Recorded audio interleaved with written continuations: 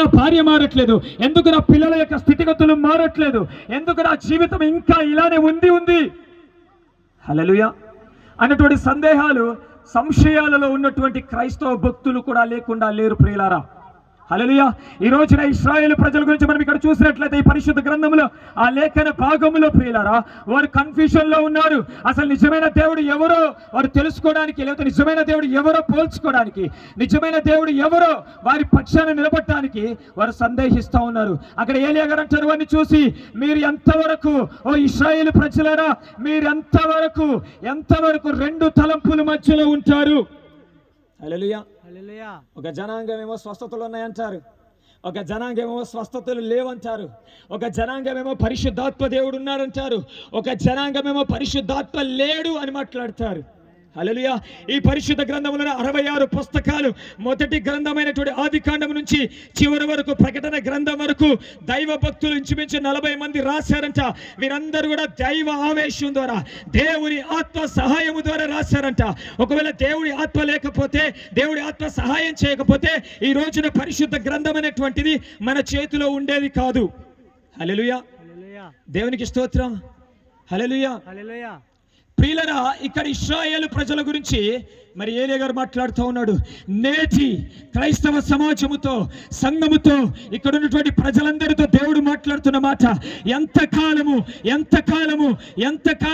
దేవుని యొక్క దర్శనాన్ని మీరు ఆలస్యం చేస్తారు, ఎంతకాలము దేవుడి యొక్క చిత్తానికి వ్యతిరేకంగా నడుచుకుంటారు, ఎంతకాలము దేవుని యొక్క మాటకు వ్యతిరేకంగా ప్రవర్తిస్తారు, ఇంకెంతకాలము సందేహంతో బ్రతుకుతూ ఉంటారు. నేనే నిజమైన దేవుడను, నేనే సజీవమైనటువంటి దేవుడను, 2000 సంవత్సరాల కిందట ఈ భూమి మీదకి నేను వచ్చాను, మీ పాపముల కొరకే, మీ శాపముల కొరకే నేనే మీ కొరకు రక్తమును కార్చి ప్రాణమును పెట్టి 3వ దినమున తిరిగి లేచి తండ్రి యొక్క కుడిపార్శ్వమున రొమ్మున ఆనుకొని కూర్చి ఉన్నాను. మరొక మారు మీ మధ్యలోకి నేను రాబోతా ఉన్నాను. ఈసారి వచ్చినప్పుడు ఊరికనే రాని కానీ నా సమస్త దూతలతో, సైన్యముతో నేను మీ మధ్యలోకి వస్తాను. హల్లెలూయా. దేవునికి స్తోత్రం. ఇది నమ్మాలా వద్దా? అసలు స్వర్గం ఉందా లేదా? అసలు నరకం ఉందా లేదా?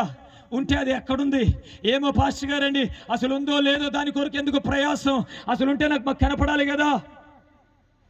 హల్లెలూయా. ఇలాంటి సందేహాలు లేకుండా పోలేదు నేటి క్రైస్తవ సమాజములో, సంఘములో.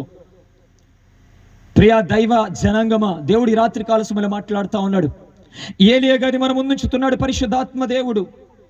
ఏలియా గారు ఇశ్రాయేలు ప్రజలతో మాట్లాడుతూ ఉన్నాడు. ఇంకెంతకాలం 2 తలంపుల మధ్యలో ఉంటారు? అసలు 2 తలంపులు, 2 నాలుకలు ఏ జంతువుకు ఉంటుందో తెలుసా మీకు? కెనెనివాన్ 2 నాలుకలు పాముకుంటది. పాముకున్న స్వభావం ఏంటో తెలుసా? అది పారిపోయేటువంటి సందు దొరికితే చక్కగా పారిపోద్ది. ఒకవేళ పారిపోలేకపోతే అది వాన పామైనా సరే అది కాటేయడానికి ప్రయత్నం చేస్తుంది. దానికి 2 ఆలోచనలు, 2 స్వభావాలు ఉంటాయి. హల్లెలూయా. నేటి క్రైస్తవ సమాజంలో, నేటి క్రైస్తవ సంఘములో ఉన్నటువంటి ఒక బలమైనటువంటి సందేహం ఏంటో తెలుసా? 2 ఆలోచనలు, 2 తలంపులు. అసలు మాట్లాడింది దేవుడా కాదా? ఈ దర్శనం సరైందా కాదా? ఈ కళ సరైందా కాదా? నేను ఇలా నడుచుకోవచ్చా, నడుచుకోకూడదా? ఇది చేయొచ్చా, చేయకూడదా అనేటువంటి 2 సందేహాల మధ్యలో ఉన్నారు. ఆనాటి క్రైస్తవ సమాజంలో, ఆనాటి దేవుని ప్రజలు 2 సందేహాల మధ్యలో, 2 తలంపుల మధ్యలో ఉన్నారు. వారి యొక్క సందేహములను నివృత్తి చేయడానికి ఏలియా గారు వారి ఎదుట నిలబడి మాట్లాడుతూ ఉన్నాడు. ప్రియులారా, నేటి క్రైస్తవ సమాజంలో ఉన్నటువంటి సందేహములను నివృత్తి చేయడానికి దేవుడు తన ప్రవక్తలను ఎన్నుకొని, ఏర్పాటు చేసుకొని, అభిషేకించుకొని ఆయా సందర్భాలలో దేవుడు మీ మధ్యలోకి నడిపిస్తూ ఉన్నాడు. తన యొక్క ఉద్దేశాన్ని, తన యొక్క ఆలోచనను, తన యొక్క మనస్సును మీకు తెలియచేయడానికి, మీ పట్ల ఉన్న తన చిత్తాన్ని, మీ పట్ల ఉన్న తన దర్శనాన్ని ప్రకటించడానికి వస్తూ ఉన్నాడు. హల్లెలూయా. దేవుని స్తోత్రం. మీ అందరికి ఒక తలంపు ఉండును గాక. అది క్రీస్తు గురించి అయిన తలంపు ఉండును గాక. మీకు ఒక తలంపు ఉండును గాక. అది పరిశుద్ధాత్మ గురించి అయినటువంటి తలంపు ఉండును గాక. హల్లెలూయా. దేవునికి స్తోత్రం. ప్రియులారా, ఆ ఇశ్రాయేలు ప్రజల ఎదుట ఏలియా గారు మాట్లాడుతూ ఉన్నాడు ఇశ్రాయేలు ప్రజలతో. ఓ ఈ ఇశ్రాయేలు ప్రజలారా, ఇంకెంతకాలం మీరు 2 తలంపుల మధ్యలో మీరు ఉంటారు? నిజమైనటువంటి దేవుడు మీకు ఎవరో తెలియదా? నిజమైన దేవుడు మీకు ఆల్రెడీ తెలుసు. మీకా గ్రంథము 6వ అధ్యాయములో మనము చూసినట్లయితే ప్రియులారా, 7, 8 వచనాలు, 9 వచనాల వరకు మనం చూసినట్లయితే అక్కడ క్లియర్ గా మీకా ప్రవక్త ద్వారా దేవుడు మాట్లాడుతూ ఉన్నాడు ఇశ్రాయేలు ప్రజలతో. చదవండి మీకా గ్రంథం 6వ అధ్యాయం, అది ఖచ్చితంగా పరిశుద్ధ గ్రంథంలోనే ఉంది. మీకా గ్రంథం 66 పుస్తకాలు ఒక పుస్తకం. అది మీకా గ్రంథం 6వ అధ్యాయము 6, 7, 8 వచనాలు. ప్రియులారా, ఏమి తీసుకొని వచ్చి యెహోవాను దర్శింతును, ఏమి తీసుకొని వచ్చి నమస్కారం చేతును, దహన బలులను, ఏడాది దూడలను దర్శింతున, ఏలాది పొట్టేళ్లను, వేలాది నదులతో విస్తార తైలమును ఆయనకు సంతోషము చేకూర్చున, నా అతిక్రమమునకై నా జ్యేష్ఠ పుత్రుణ్ణి నేనెత్తునా, నా పాప పరిహారమునకై నా గర్భఫలమును ఎత్తునా. ఓ మనుష్యుడా, నువ్వు ఎవరైనా సరే, నువ్వు స్త్రీ అయినా సరే, పురుషుడు అయినా సరే, నువ్వు ఎవరైనా సరే మనుష్యుడవు, దేవుడు ఆల్రెడీ తన ప్రజలకు తెలియచేసి ఉన్నాడు. It is done. చెప్తున్నాను, చెప్పబోతున్నానని దేవుడు అనలేదు, ఆల్రెడీ నేను చెప్పేశాను. ఇశ్రాయేలు ప్రజలారా, నేను ఆల్రెడీ చెప్పాను, నేనే సర్వశక్తిమంతుడైన దేవుడను, నేనే ఆల్ఫా, నేనే ఒమేగాను, మొదటి వాడను, కడపటి వాడను,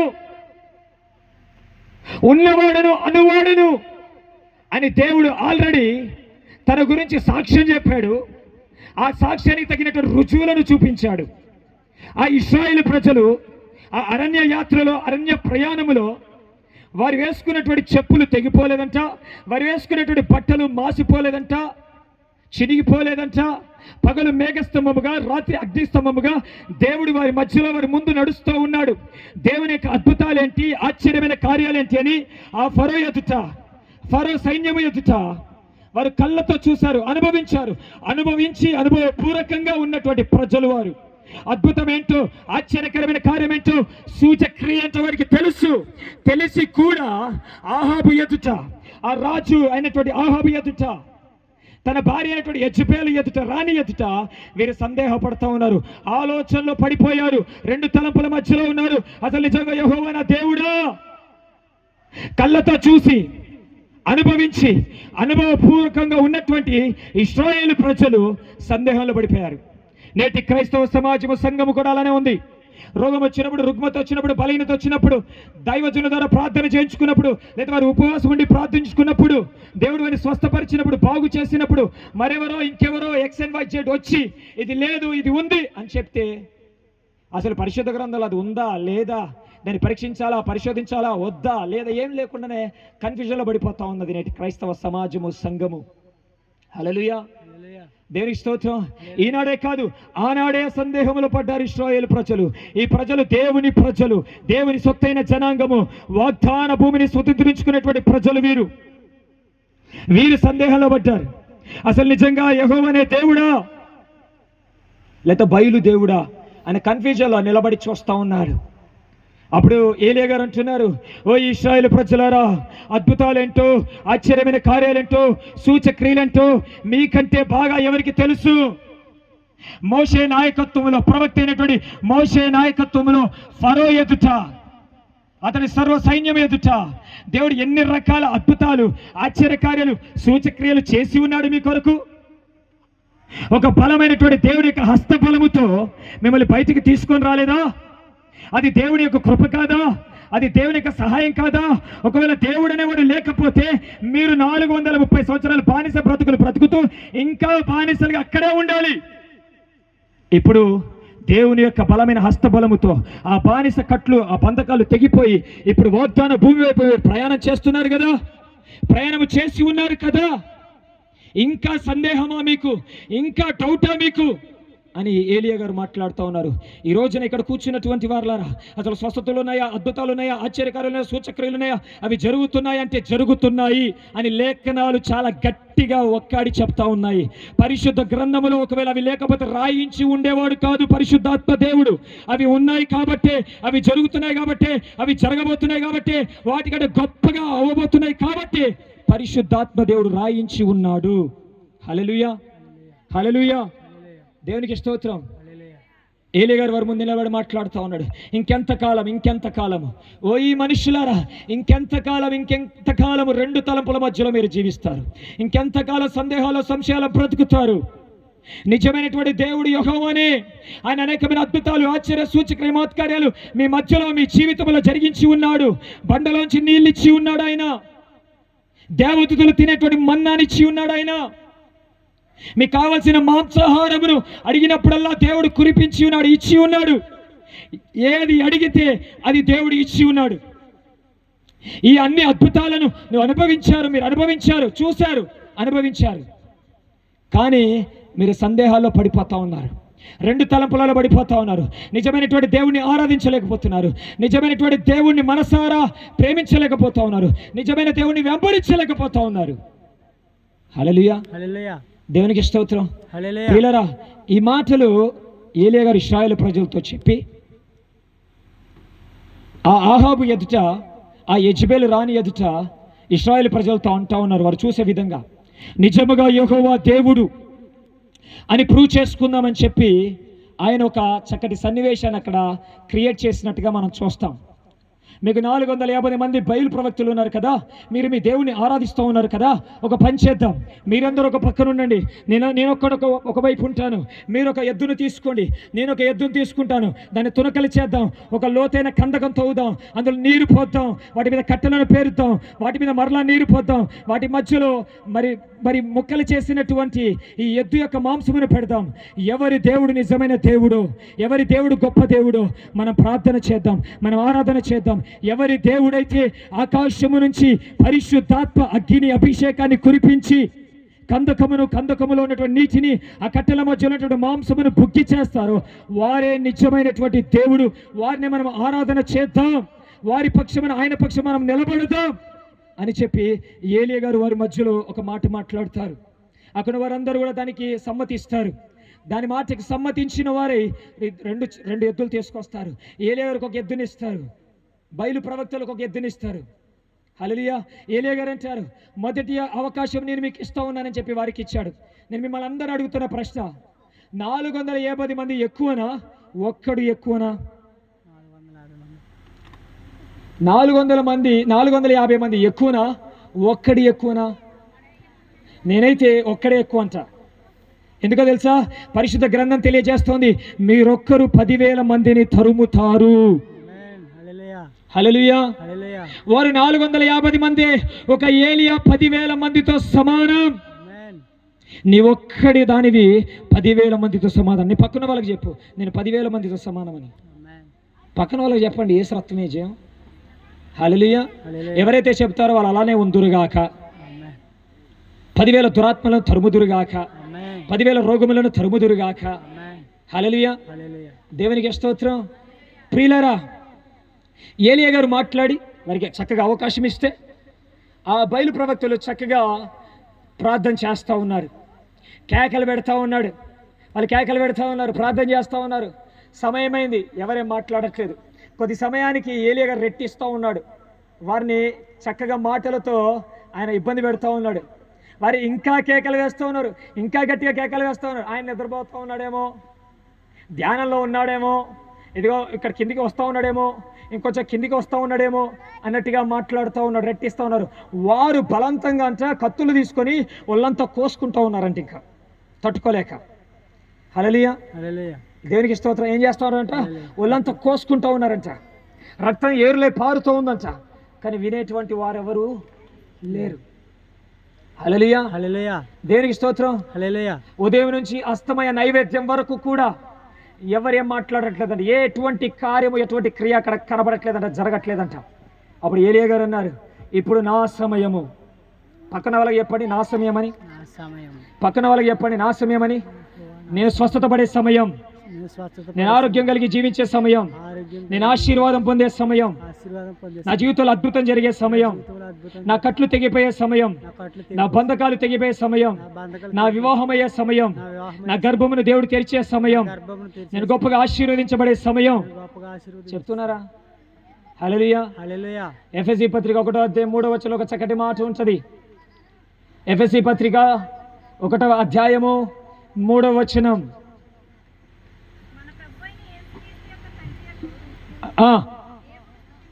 దేవుడు స్తుతించబడును గాక, ఆయన క్రీస్తు యేసు నందు పరలోక విషయమందు ఆత్మ సంబంధమైన ప్రతి ఆశీర్వాదమును మనకు మనకు అనుగ్రహిస్తున్నాడా? అనుగ్రహించెను అంటే అయిపోయింది, ఇట్ ఈస్ డన్. అంటే ఏం చేశాడు? ఇచ్చేశాడు. ఆశీర్వాదం ఇప్పుడు ఎక్కడుంది? మన చేతిలోనే. Can anyone? ఆశీర్వాదం ఎక్కడుందంటారు? ఏడాకాశాల పైన యేసుక్రీస్తు వారు సింహాసనం మీద కూర్చున్నారండి. ఆ సింహాసనం మీద కూర్చున్న యేసు ప్రభులో ఉంది అంటారా? ఆశీర్వాదం ఎక్కడుంది? ఇప్పుడు మీరు చదివిన లేఖన భాగంలో ఆశీర్వాదం ఎక్కడుందని చెప్పారు? మా పాస్టర్ గారి చేతిలో ఉందండి. మా పాస్టర్ గారు మా నెత్తి మీద చేయి పెడితే ఆశీర్వాదం అలా అలా అలా కిలోలు టన్నులు మాలోకి వస్తుందండి. అందుకే పోతా ఉన్నప్పుడు చేయి గుంజి నెత్తి మీద పెట్టుకుంటా ఉంటారు. అందుకే నెత్తి మీద పెట్టుకొని ఆంధ్రప్రదేశ్లో ఉన్నటువంటి మగవాళ్ళకు బట్టతలలు వచ్చాయంట. హల్లెలూయా. తెలుసా మీకు? పాస్టర్ గారి చేతులు గుంజి నెత్తి మీద పెట్టుకుంటారంట, వారికి బట్టతలలు వచ్చాయంట. ఆశీర్వాదం యేసు రక్తమే జయం, ఉన్న ఇంటికలు పోయాయంట. హల్లెలూయా. దేవునికి స్తోత్రం. ఆశీర్వాదము క్రీస్తు యేసునందు నీలోనే ఉంది. ఆశీర్వాదం ఎప్పుడు వస్తుందో తెలుసా? నువ్వు నోరు తెరిచినప్పుడు బయటకు వస్తుంది. నువ్వు నోరు తెరచుదువుగాక. నోరు తెరవబడిన వారు దీవించబడుదురుగాక. హల్లెలూయా. దేవునికి స్తోత్రం. ప్రియులారా, ఇప్పుడు ఏలియా గారు ఏమంటున్నారో తెలుసా? ఇప్పుడు నా సమయం. మీరందరూ అనండి, నా సమయం అనండి, నా సమయం అనండి, నా సమయం అనండి. నిశ్చయముగా మీ సమయం వచ్చునుగాక. ఆ సమయంలో మీరు ఉందురుగాక. హల్లెలూయా. నా సమయం. ఇప్పుడు నేను దేవుణ్ణి ప్రార్థన చేస్తానని ప్రార్థన చేస్తా ఉన్నాడు.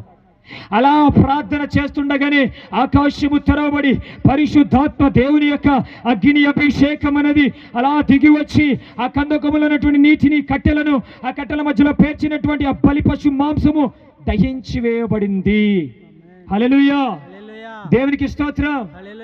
ప్రియా దైవ జనాంగమా, ఏలియా గారు పరలోకములోంచి పరిశుద్ధాత్మ అభిషేకాన్ని ఈ భూమి మీదకి కురిపించడానికి 7 ప్రాముఖ్యమైనటువంటి విషయాలను చేసి ఉన్నాడు.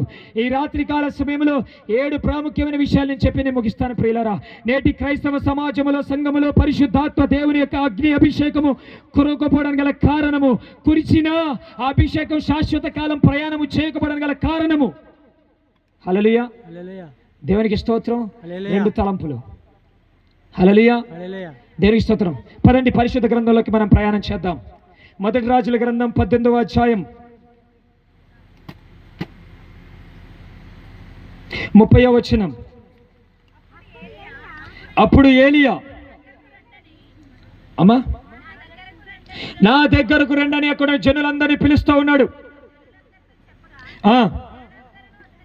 జనులందరూ ఆయన దగ్గరకు వచ్చారు.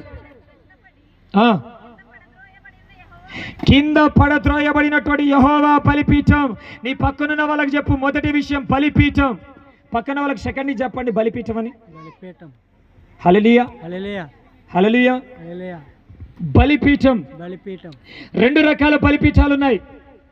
ఒకటి ప్రార్థనా బలిపీఠం, 2 వాక్యమైనటువంటి బలిపీఠం.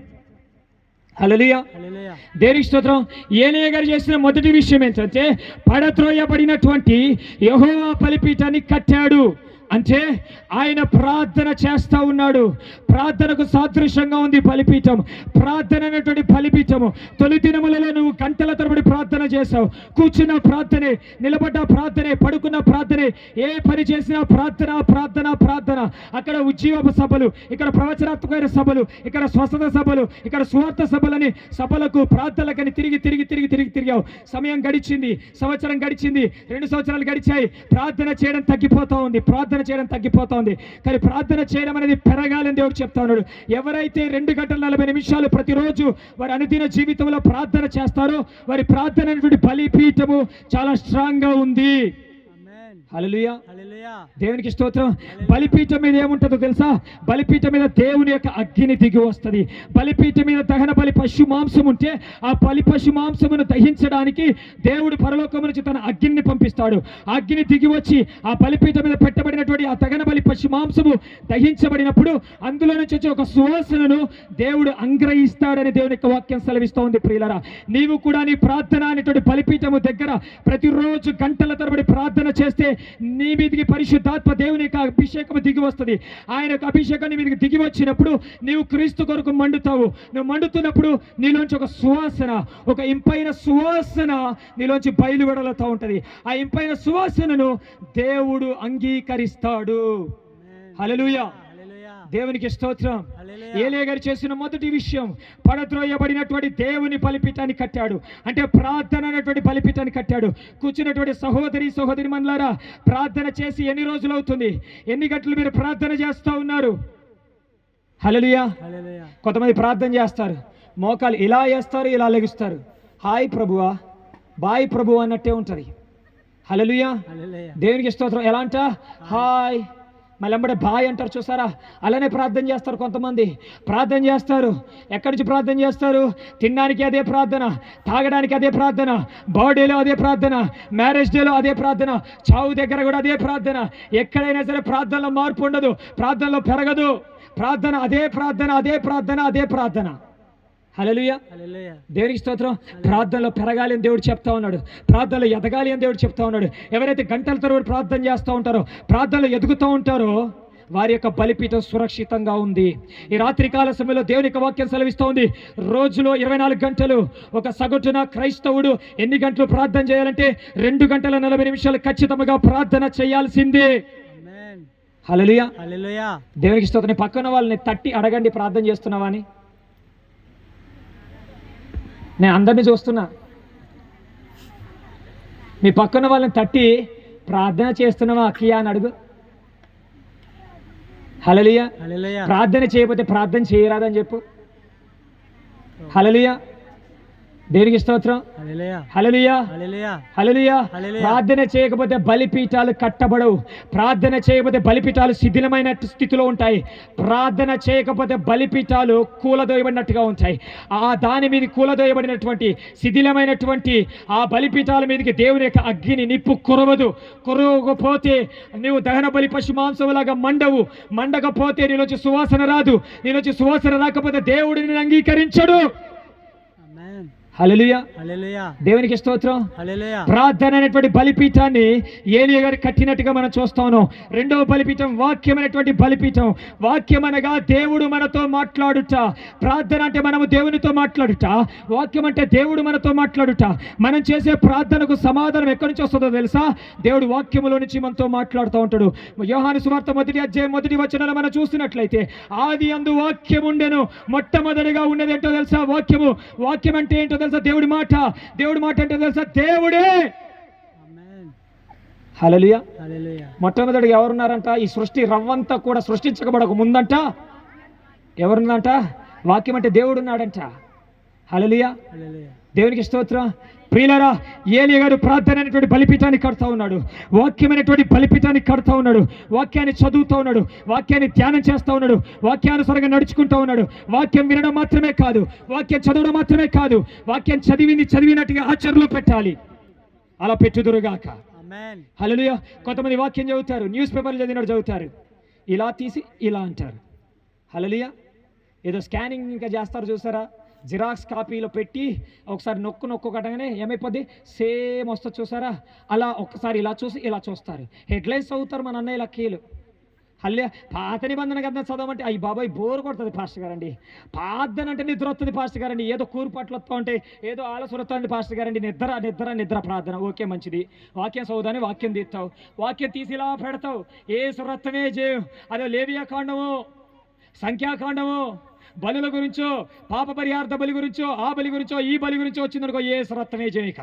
ఏమైపోద్ది? అలా నిద్రపోతూ కవిట నుంచి పాలకొల్లు వరకు ప్రయాణం చేస్తావు. ఎక్కడ? బైబిల్ ముందు పెట్టి. హల్లెలూయా.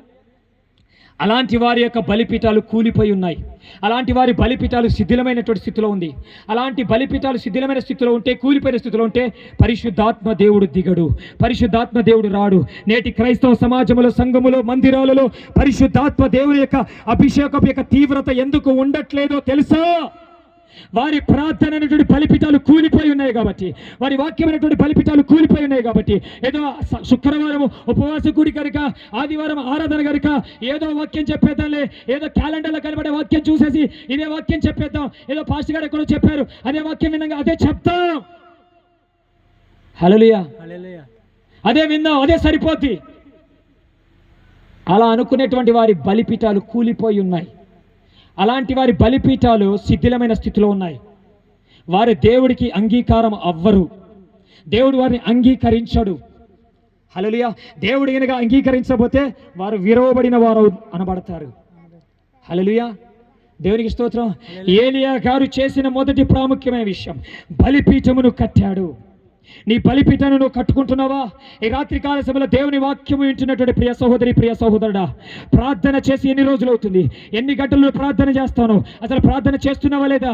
నువ్వు వాక్యం చదువుతున్నావా లేదా? చదువుతున్న వాక్యానికి అర్థమవుతుందా? ఆ వాక్యాన్ని ధ్యానం చేస్తున్నావా? ఆ వాక్యంలో సారాన్ని అనుభవిస్తున్నావా? ఆ వాక్యానుసారంగా నీ జీవితంలో క్రియ చేస్తున్నావా? ఒకవేళ చేయకపోతే నీ బలిపీఠం కూలిపోయిందని అర్థం. మీ బలిపీఠాలు మరలా కట్టబడునుగాక. ప్రార్థనా బలిపీఠాలు కట్టబడునుగాక. వాక్యమైనటువంటి బలిపీఠాలు కట్టబడునుగాక.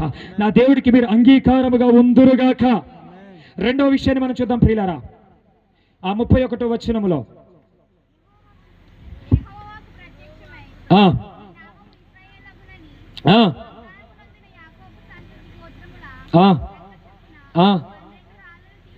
ఎన్ని రాళ్ళు తీసుకున్నాడు? మీ పక్కన వాళ్ళకి చెప్పండి 12 రాళ్ళని. మీ పక్కన వాళ్ళకి చెప్పండి 12 రాళ్ళని. 12 రాళ్ళు దేనికి సాదృశ్యమో తెలుసా?